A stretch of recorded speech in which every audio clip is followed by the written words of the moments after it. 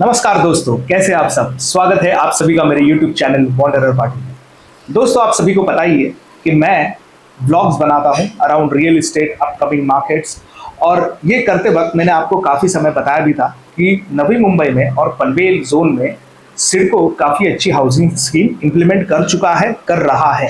और आप में से कुछ दर्शक जानना चाहते थे कि सिडको की लॉटरी कब लगेगी। देखिए, ये लॉटरी नहीं कह सकते। इन्होंने एक नई स्कीम शुरू की है जिसका नाम है choose your own home, select your own home. इसमें 12 तारीख को, 12 अक्टूबर को 26,000 घर, 26,000 काफी बड़ा नंबर है। इनफैक्ट किसी किसी शहर में ये आधा शहर भी हो सकता है। छोटे शहरों की बात कर रहा हूँ। 26,000 घर, यानी एक घर में अगर 4 लोग भी हम पकड़ लें तो काफी बड़ा हो जाता है। 26,000 घरों की स्कीम लॉन्च की है और इसमें से काफ़ी का कंस्ट्रक्शन हो चुका है, काफ़ी का 80% 90% हो चुका है। पोजेशन डेट भी इन्होंने बता दी है। तो आज के ब्लॉग में हम क्या करेंगे, आज के ब्लॉग में हम जानेंगे कि क्या है वो स्कीम, कौन से लोकेशन पर सिडको ने ये घर असाइन किए हैं, किस लोकेशन पे कितने अपार्टमेंट्स अवेलेबल है, क्या उनका कारपेट है, उनका कॉन्फ़िगरेशन क्या है। प्राइसिंग अभी तक डिक्लेयर नहीं की है, लेकिन हम जानेंगे क्या क्या ऑप्शन होम बायर्स के लिए अवेलेबल है और क्या वो उस घर के लिए एलिजिबल है। यानी ऐसा नहीं है कि हम हवा बना देंगे 26,000 घर है, लेकिन क्या आप उसके लिए एलिजिबल भी हो। सबसे पहला क्राइटेरिया, अगर आप इस क्राइटेरिया में नहीं बैठते तो अपना समय बर्बाद मत कीजिए। आपका फर्स्ट क्राइटेरिया है you should be having a domicile certificate proving कि आप महाराष्ट्र स्टेट के रेसिडेंट हैं पिछले 15 सालों से। अगर आप इस क्राइटेरिया में नहीं बैठते तो प्लीज इस वीडियो को आगे ना देखें, अपना समय बर्बाद करेंगे। मेरे दूसरे ब्लॉग देख सकते हैं आप वैसे, और जस्ट फॉर इंफॉर्मेशन अगर आप देखना चाहें तो बिल्कुल कर सकते हैं। तो चलिए ब्लॉग की शुरुआत करते हैं, आइए। तो दोस्तों, ये देखिए मेरे स्क्रीन पर जो आपको दिख रहा है ना, ये है सिडको की वेबसाइट। It is sidcohomes.com। ये उनका URL है। यहाँ पर आप लॉगिन करके सारी इंफॉर्मेशन देख सकते हैं।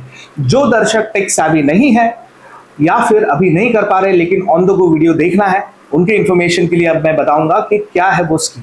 देखिए, 26,000 घर अवेलेबल है और कंस्ट्रक्शन क्वालिटी मैं कहूँ माई वन कंस्ट्रक्शन से सारा कंस्ट्रक्शन किया गया है। जिन दर्शकों को माई वन के बारे में पता नहीं है, प्री कास्ट में कंक्रीट पोर करके वो कंस्ट्रक्शन किया जाता है। इसके काफी बेनिफिट्स होते हैं। ये एक हाई कॉस्ट कंस्ट्रक्शन होता है, लेकिन इसमें लीकेज का प्रॉब्लम नहीं होता। कंस्ट्रक्शन काफी सॉलिड होता है, बिल्डिंग ज्यादा सालों तक टिकी रहती है। तो ये बेनिफिट्स होते हैं माई वन कंस्ट्रक्शन के।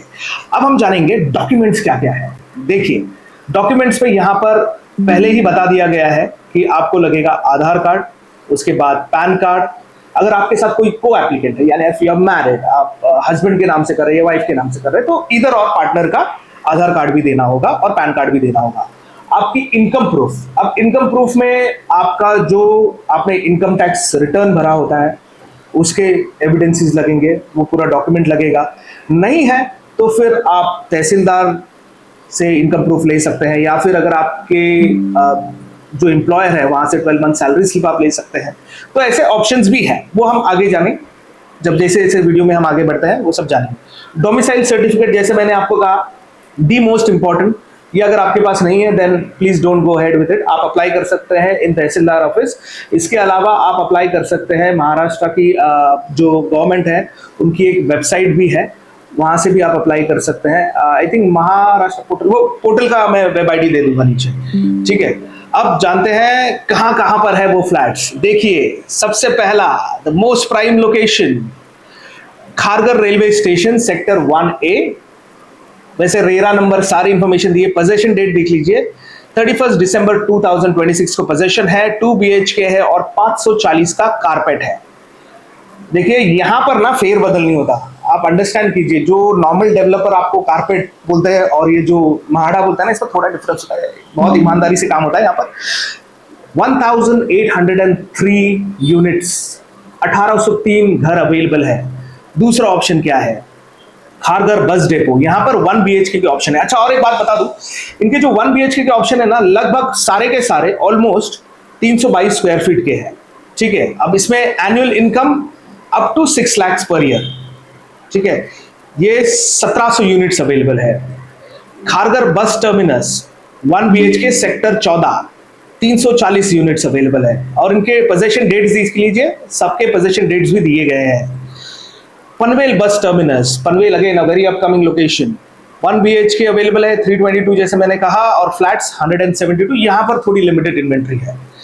कलम्बोली, कलम्बोली में 1360 और बिल्डिंग का स्ट्रक्चर देखिए, बीच में पोडियम दिया गया है, पार्किंग भी काफी अवेलेबल है, and I am sure parking के चार्जेस एक्स्ट्रा होंगे, सो ये अज्यूम करके चलिए पार्किंग विल बी एक्स्ट्रा, लेकिन कॉस्ट ही अभी तक नहीं बताई गई है। Again in annual income up to 6 lakhs per year. Vashi truck terminus, prime location, Vashi is like, कह सकते हैं बांद्रा से कंपेयर कर सकते हैं वाशी को, लिवेबिलिटी में तो इसका कोई जोड़ ही नहीं है। यहां पर सेक्टर 19 में है 3131, 3131 units available, possession date again December 2025। Khandeshwar railway station, 1 BHK 322 square feet, 1470 units available. Mansarovar 840 units available, 1 BHK configuration. जहां जहां पर जो डेट्स और कॉन्फ़िगरेशन सेम है ना, वो मैं आपको नहीं रीड आउट करके बताऊंगा in the interest of time, क्योंकि वीडियो शायद काफी लंबा हो सकता है, क्योंकि हमें एलिजिबिलिटी और बाकी की चीजें भी जाननी है। Kharkopar railway station 2113, again very good location, Ulwe में है। उल्वे के ब्लॉग में आपने देखा होगा, रेलवे स्टेशन के बिल्कुल सामने है। यहाँ पर भी आप देख सकते हैं, देखिए रेलवे स्टेशन, और यहाँ पर ये सारी यूनिट्स अवेलेबल है। Kharkopar again very near to railway station, यहाँ पर 288 यूनिट्स अवेलेबल है। नियर और फार में हार्डली 500 मीटर का फर्क है, क्योंकि बहुत नजदीक है। तो ये सारे यूनिट्स यहाँ पर दिख रहे हैं। इसके अलावा और भी यूनिट्स अवेलेबल है। अब वो कहाँ पर है, तलोजा में है, तो तलोजा के ब्लॉग में भी देख सकते हैं। लेकिन जैसे मैंने कहा, कारपेट इज ऑलमोस्ट सिमिलर, 322 का कारपेट है। तलोजा में थोड़ा बड़ा कारपेट का आपको घर मिल सकता है। अब हम क्या करेंगे, अब हम जानेंगे कि क्राइटेरियाज क्या क्या है, और लोकेशन वाइज कारपेट में जो थोड़ा बहुत डिफरेंस है ना, वो भी मैं आपको बताऊंगा। चलिए तो दोस्तों, आइए अब जानते हैं एलिजिबिलिटी और बाकी के क्राइटेरियाज क्या क्या है। ठीक है, तो अब इसमें देखिए मेरे स्क्रीन पर जो आपको दिखने वाला है वो थोड़ा रेपिटेटिव हो सकता है, बट उसे हम स्किप करेंगे फटाफट। ये देखिए 26,000 घरों की स्कीम है। और अब हम थोड़ा नीचे जाते हैं, नेताजी को हम स्किप कर सकते हैं, चेयरमैन साहब और मैनेजिंग डायरेक्टर को भी हम स्किप कर सकते हैं। हाँ, ये देखिए, ये है वो सारी लोकेशंस जहां पर घर अवेलेबल है। तलोजा है, तलोजा सेक्टर 28, 39, खारगर, खारकोपर, ये तो हमने देख लिया, खारगर, खारकोपर, कलम्बोली। बामन डोगरी इज अगेन उल्वे में है, जिन लोगों को पता नहीं है। तलोजा में काफी है, देखिए सेक्टर 37, यहाँ पर कारपेट थोड़ा बड़ा है, 398, ये LIG लाइट इनकम ग्रुप, जिनकी एनुअल इनकम इक्वल और ग्रेटर देन 6 lakhs है, they fall into LIG group. और उससे नीचे जो है they fall into EWS group, वो भी हम थोड़ा डिटेल में जानेंगे। तलोजा सेक्टर 37 540, यानी ये 2 BHK वाला है। पनवेल का हमने देख लिया, खारगर, मानसरोवर, खांदेश्वर, वाशी ट्रक टर्मिनस, ये सारे हमने देख लिए। तलोजा वाले जो थे वो प्रीवियस वाले जो वेबसाइट पे मैंने दिखाए थे, वहां पर उनके स्नैपशॉट्स नहीं थे। ठीक है, तो यहाँ पर देखिए QR कोड दे दिए गए हैं, तो ये वेबसाइट पर जाके सिडको होम्स के आप QR कोड स्कैन कर सकते हैं, वहां से specific information about the project आप फाइंड आउट कर सकते हैं। तो यहां पर भी हम इसको स्किप कर देंगे। अब ये देखते हैं CIDCO mega housing scheme categories, economically यानी EWS, इकोनॉमिकली वीकर सेक्शन। अब उसमें कौन कौन बैठता है, जिनकी इनकम अप टू 6 lakhs है, यानी जो 6 लाख तक कमाते हैं या फिर उसके नीचे, वो EWS कैटेगरी में आते हैं। जो एप्लीकेंट है वो 18 साल से ऊपर होना चाहिए।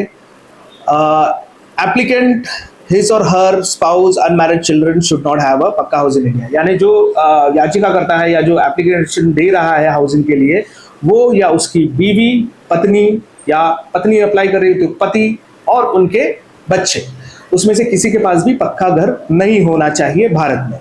ठीक है, applicant must be a resident of Maharashtra for 15 years। Maharashtra जो राज्य है, इसके आप रेसिडेंट होने चाहिए 15 साल। इसमें इसका ये मतलब नहीं कि आप महाराष्ट्रन होने चाहिए, इसका मतलब ये है आप महाराष्ट्र के रेसिडेंट होने चाहिए 15 साल। ठीक है, अब वो कैसे एस्टैब्लिश होगा, डोमिसाइल सर्टिफिकेट, जो मैंने आपको शुरुआत में कहा था।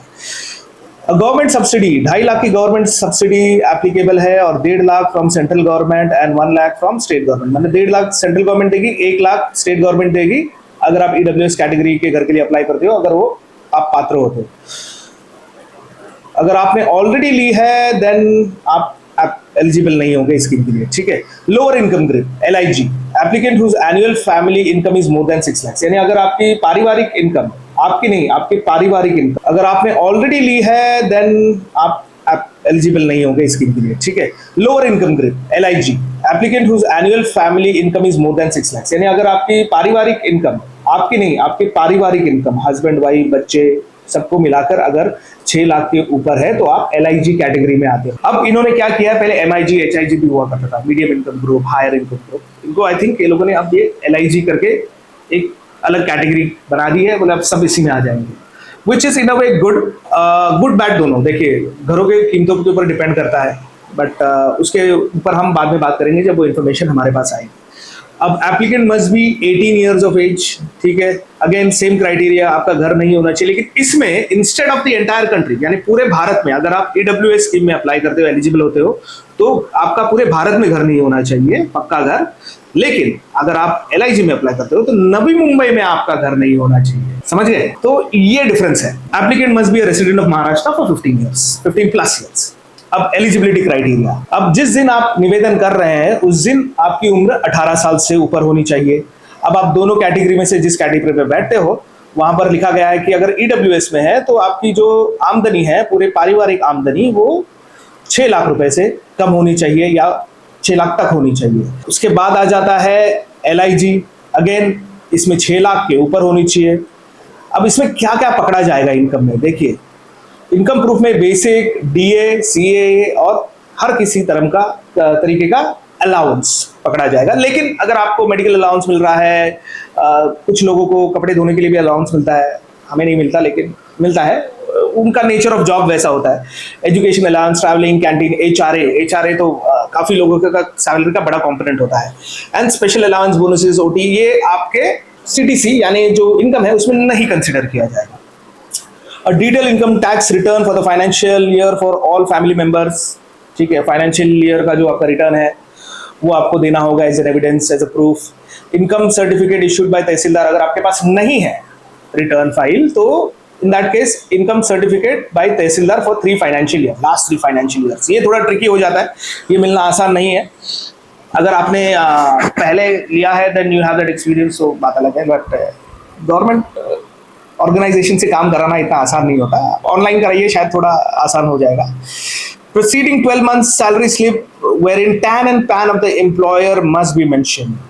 अगर आप नए हैं और आपने इनकम टैक्स फाइल नहीं किया है या फिर फॉर सम रीजन आप फाइल नहीं करते हैं, इनकम बहुत कम है और आप सोचते करना ही क्यों है, तो आपकी सैलरी स्लिप जो होती है उसमें अगर आपका पैन कार्ड है और एम्प्लॉयर जो है, जो आपके आप जिनके यहाँ नौकरी करते हैं, अगर वो आपको सैलरी स्लिप प्रोवाइड करते हैं और उस पर ये डिटेल्स है, then it should suffice. Income certificate of the employer in TAN and PAN of the employee must be mention, ठीक है। ये पता चल गया। Based on house position of pucca house, EWS category, applicant his और her unmarried should not have a pucca house. ये तो हमने कैटेगरी देख ली है, ये तो हम समझ गए कि आपका पक्का घर पूरे भारत में नहीं होना चाहिए फॉर EWS, और अगर आप LIG में अप्लाई कर रहे हैं तो आपका घर नवी मुंबई में नहीं होना चाहिए, ये क्राइटेरिया है। डोमिसाइल भी हमने देख लिया। थोड़ी थोड़ी इंफॉर्मेशन जैसे मैंने कहा रेपिटेटिव होती है, which is fine. Social status criteria, some kind of reservation. So अगर आप SC कैटेगरी से है तो 11%, ST से है तो 6% ऑफ द ओवरऑल वॉल्यूम, ठीक है। नोटिफाइड 1.5, डी नोटिफाइड ट्राइब्स 1.5, ठीक है। अब कमेंट करके ये मत रोना कि इन्हें क्यों है रिजर्वेशन, भाई देयर आर रीजंस और उनको मिला है, तो हम उस टॉपिक के ऊपर डिस्कशन नहीं करेंगे, ठीक है। Caste certificate, cast validity certificate should be submitted in appropriate format. अब ये फॉर्मेट वगैरह भी नीचे दिए गए हैं, तो जिन दर्शकों को डाउट है कि फॉर्मेट क्या है, एफिडेविट कैसे लिखना है कि मेरे पास घर नहीं है, वो सारी डिटेल्स यहाँ पर दी गई है। अगर आप दिव्यांग हैं तो आपके लिए 5% रिजर्वेशन है। अब दिव्यांग की डेफिनेशन क्या है, कितना % डिसेबिलिटी होना चाहिए so that you qualify for it, वो सारी चीजें यहाँ पर दी गई है। ओके, देखिए there are some kind of reservation for state central like serviceman, religious minority, journalist को भी रिजर्वेशन है भाई, सिडको एम्प्लॉइज को है। तो ये जो सारी चीजें हैं ये मिलती है। तो ये हमने देख लिया रिजर्वेशन। जनरल कंडीशंस क्या क्या है। Married applicant, it is mandatory to have co applicant. अगर आपकी आप शादीशुदा हो तो को एप्लीकेंट आपकी स्पाउस होनी चाहिए, आपका पति या आपकी पत्नी, जो भी अप्लाई करता है उसके ऊपर डिपेंड करता है। फॉर EWS कैटेगरी अगर आप इकोनॉमिकली वीकर सेक्शन से अप्लाई कर रहे हो और आपको गवर्नमेंट की सब्सिडी लेनी है, देन आपका रजिस्ट्रेशन होना चाहिए PMAY की वेबसाइट पर और लोकल सेल्फ गवर्नमेंट बॉडी के साथ में। तो PMAY पे रजिस्ट्रेशन काफ़ी आसान काम है, मुश्किल काम नहीं है। अगर आपको पता नहीं, आपके बच्चे को पूछ लीजिए या फिर किसी को पूछ लीजिए, वो बता देगा आपको। Application can be in the name of the male member of the family only. If there is any adult female member in the family, okay, ये इंटरेस्टिंग है। यानी एप्लीकेशन जो है वो सिर्फ पुरुष मेंबर के नाम पे होनी चाहिए अगर उस घर में if there is no adult female member in the family okay ये कुछ और है। ये कहता है कि एप्लीकेशन फीमेल मेंबर पे हो सकती है, थोड़ा कंफ्यूजिंग है। The application can be made in the name of male members only if there is no adult female. यानी फीमेल अगर आपके घर में महिला है तो आइडियली उनके नाम पे होनी चाहिए। अगर आपके घर में कोई महिला नहीं है, इन दैट केस पुरुष के नाम पर हो सकता है। अच्छी चीज है। The unit can not be sold, यानी 5 साल तक आप वो घर को नहीं बेच सकते। ये तो बात बिल्कुल सही है। देखिए, आपको अगर मार्केट रेट से थोड़े कम प्राइस पे घर मिल रहे हैं तो आपको रहने के लिए दे रहे हैं। हाँ, मजबूरी होती है किसी किसी की, फॉर सम रीजन बेचना पड़ता है, लेकिन अगर ये हटा दिया ना क्लॉज तो लोग इसे धंधा बना देंगे। और मेरा पर्सनल ओपिनियन है कि ये धंधा नहीं होना चाहिए। ये लोगों को हाउसिंग स्कीम है, यहाँ पर एंड यूसेज के लिए लोगों को रहना चाहिए। इनफैक्ट दूसरे जो नॉन गवर्नमेंट इंटरवेंशन वाले जो घर है, जो रेगुलर में, मेरा मानना तो ये है कि वो भी इन्वेस्टमेंट पर्सपेक्टिव से बाहर निकाल दो यार। लोगों को रहने के लिए घर मिल जाएंगे और ये जो बढ़ते कीमतें हैं ना, अननेसेसरी हमने घरों को कमोडिटी बना के रख दिया है, वो बंद हो जाए। It may be noted that the applications made in wrong false name, झोल नहीं कर सकते भाई। आप किसी और के नाम से, गलत नाम से अप्लाई करके अगर आपको मिल गया और उन्हें पता चल गया तो कैंसिल हो जाएगा। और जो LIG कैटेगरी है, जो लाइट इनकम ग्रुप वाले लोग हैं, जो 6 लाख या उसके ऊपर वाली इनकम है, वो क्योंकि वो सब्सिडी तो ले नहीं रहे हैं, लेकिन उनके लिए थोड़ा सा रिलैक्सेशन है, वो 3 साल के बाद बेच सकते हैं घर। ठीक है। इसके अलावा क्या क्या है देखिए, Aadhaar card, PAN card, mobile, email, ये तो सारे रेगुलर। इसमें तो आप छोटी से छोटी चीज़ के लिए अप्लाई कर दो, आधार, पैन कार्ड, इनकी JPEG या डिजिटल कॉपी आपको सबमिट करनी होती है, ईमेल ID, मोबाइल नंबर, तो सारे सिंपल बेसिक चीज़ें हैं। अब कहाँ पर करना है, आपको सिडको होम्स की वेबसाइट पे जाना है, KYC वेरिफिकेशन करना है, ये भी ठीक है। यहाँ पर सारे स्टेप्स दिए हैं। अब ये जो स्टेप्स है ना, ये मैं आपको डिटेल में बताऊंगा क्योंकि मैं खुद भी इसके लिए अप्लाई करने का सोच रहा हूँ, लेकिन मुझे डोमिसाइल सर्टिफिकेट ऑब्टेन करना है। तो जब मैं ऑब्टेन करूँगा तो करूँगा, लेकिन एट द सेम टाइम इसका जो वेबसाइट का रजिस्ट्रेशन है वो कैसे करना है वो आपको बताऊंगा। देखिए, बेस्ट पार्ट क्या है, यहाँ पर लिखा गया है कि 236 रुपये ही फीस है, which is a good thing. तो ये तो काफ़ी कम अमाउंट है। अगर आप के मन में ज़रा भी संकोच है अप्लाई करना, कर दीजिए यार, 236 रुपये भरने हैं। लेकिन हाँ, उसके बाद अमाउंट आता है, बुकिंग अमाउंट आता है। बुकिंग प्रोसेस क्या है वो ज़रा समझेंगे। देखिए, ये 30 दिन के लिए ऑनलाइन रजिस्ट्रेशन विंडो है open. Customer will have their online registration will be notified to give their preferences. यानी आपने एक बार रजिस्ट्रेशन कर दिया, उसके बाद आपको कहा जाएगा आपका प्रेफरेंस क्या है, आपको किस लोकेशन पे लेना है, आपको कौन से फ्लोर पे लेना है। तो ये सारी चीज़ें यहाँ पर बताई गई हैं। कस्टमर कैन सिलेक्ट 15 प्रेफरेंसेस, यानी आप 15 प्रेफरेंसेस टोटल कर सकते हो। उसमें क्या क्या है, आप 3 राउंड ऑफ लॉटरी के लिए अप्लाई कर सकते हैं। देखिए, एक तो पहला ये कहते हैं सिलेक्ट माई सिडको हो, फिर लॉटरी की, ये थोड़ा कंफ्यूजन पार्ट है, लेकिन एक सिंपल अंडरस्टैंडिंग मेरी जो कहती है, if the buyer are more than units, यानी जितने घर है उससे ज्यादा लोग अगर खरीदार या प्रोस्पेक्टिव बायर आ गए तो ये सीधा सीधा लॉटरी वाला खेल हो जाएगा। अदरवाइज ठीक है, आपको चाहिए ले लीजिए, आपका घर है ले लो, वैसे चलेगा। ठीक है। In each round an applicant gives a minimum of 1 and maximum of 5 choices, यानी आप 5 चॉइसेस दोगे हर राउंड। और यहाँ पे क्या है, 3 राउंड की लॉटरी होगी। Each choice of the location can have maximum 3 preferences, यानी एक अगर आपका प्रेफरेंस है लोकेशन का, वहां पर आप 3 या 5 चॉइसेस दे सकते हो। There is no limitation of location in any round of lottery but limited to total 5 preferences in a round. 3 round है, 5 प्रेफरेंस दे सकते हो और उस हिसाब से 15 प्रेफरेंस आ जाता है। ठीक है। After giving his preference, the customer will have to pay a booking amount of 75,000 plus GST. यानी आपने प्रेफरेंस दे दिया कि मुझे ना यहाँ पर घर चाहिए, ये फ्लोर पे चाहिए। अब आपको, बिकॉज आपने प्रेफरेंस दिया है तो कुछ तो कॉन्फर्मेशन चाहिए ना, तो आपको अगर ईडब्ल्यूएस कैटेगरी से हो तो 75,000 रुपीज प्लस जीएसटी, तो जीएसटी 5% जनरली होता है, वो आपको भरना होगा। अगर आप एलआईजी कैटेगरी से हो तो आपको 1.5 लाख प्लस जीएसटी भरना होगा। अगर आप 2 BHK के लिए जाते हो जो 2 ही लोकेशन पर है तो आपको 2 लाख प्लस जीएसटी भरना होगा। ठीक है, ये तो सीधा सिंपल गणित पता चल गया आपको। Now, after closure of booking amount window, a draft list of the eligible customer, यानी उनका एक टाइम पीरियड होगा। अभी 12 तारीख को शुरू हुआ है तो अगले महीने के 11 तारीख तक तो उनका एप्लीकेशन आप देख सकते हो। उसके बाद उनका बुकिंग विंडो ओपन हो जाएगा जहां पर आप अपने प्रेफरेंसेस दोगे। प्रेफरेंसेस देने के बाद वो विंडो जब खत्म होगा तब लिस्ट पब्लिश होगी, eligible list. Customer who are not listed in the publish draft has any mismatch data, अगर आपका कुछ डेटा ऊपर नीचे हो गया और आपको ऑब्जेक्शन रेज करना है तो उसके लिए आपको 7 दिन मिल जाएंगे। ठीक है, उसके बाद final list of eligible customer will be published from the day of addressing all objection. उसके बाद फाइनल लिस्ट बनेगी और उसके बाद लॉटरी अनाउंस होगी। After execution of lottery list, successful applicant will be displayed on CIDCO website and letter of intent will be issued to successful winners।